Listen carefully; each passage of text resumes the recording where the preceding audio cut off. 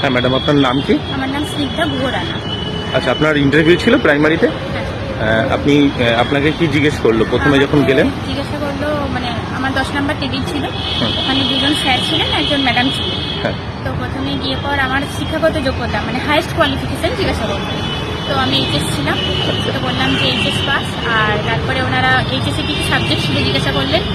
তো আমার ভূগোল ছিল, ভূগোল থেকে আমাকে একটি টপিক বলেই দিলেন যে আপনি তাহলে বাচ্চাদেরকে মেঘ সম্পর্কে ধারণা দিন। আচ্ছা, তো সেটা কি বোর্ড ওয়ার্ক করতে হলো? বোর্ড ওয়ার্ক করি, ওটাই আমি ডেমো দিলাম। মানে আমার ডেমো ওটাই। আচ্ছা, বোর্ড ওয়ার্ক। আচ্ছা, বোর্ডটা মানে কিরকম বোর্ড ছিল? ওই মার্কার না চক? মার্কার দিয়ে। হ্যাঁ, আর মার্কারের জন্য যে ডাস্টার ইউজ হয়। হ্যাঁ, বোর্ডে কজন মেম্বার ছিল? 3 জন ছিল।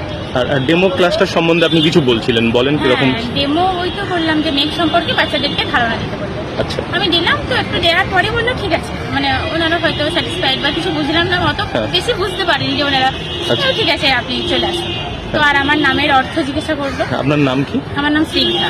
স্নিগ্ধা, আপনি কি বললেন নামের অর্থ? আমার নামের অর্থ কোমল, শীতল করে এমন, স্নেহশীল, এরকম বললাম। আচ্ছা, সেটাতে কি ওনারা মানে একটু হাসলেন, মানে কোনো ফেস এক্সপ্রেশন কিছু ফলো করেছেন? না না না, ঠিক আছে।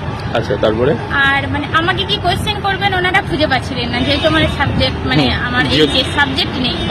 আর কিছু টেবিলের মধ্যে ওই ক্ষেত্র ছিল আয়তঘন এরকম টাইপের, ওইগুলো দেখিয়ে জিজ্ঞাসা করছিলেন যে এগুলো। আচ্ছা, আর এমনি মানে শিশু মনস্তত্ত্ব সম্বন্ধে কিছু জিজ্ঞেস করেছে? কিছুই না।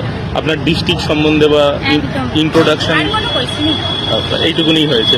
ঠিক আছে, ঠিক আছে। আমাদের চ্যানেল বেঙ্গল গুরুকুলের তরফ থেকে আপনাকে অনেক শুভেচ্ছা এবং আপনার সাফল্য কামনা করি আমরা। Thank you.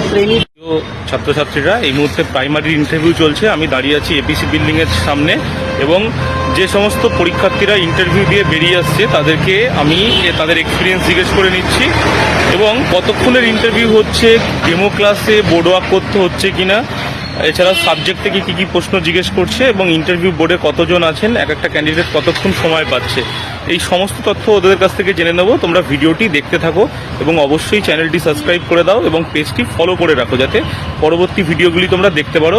আমরা পরপর প্রত্যেকটা ভিডিও দিতে থাকবো।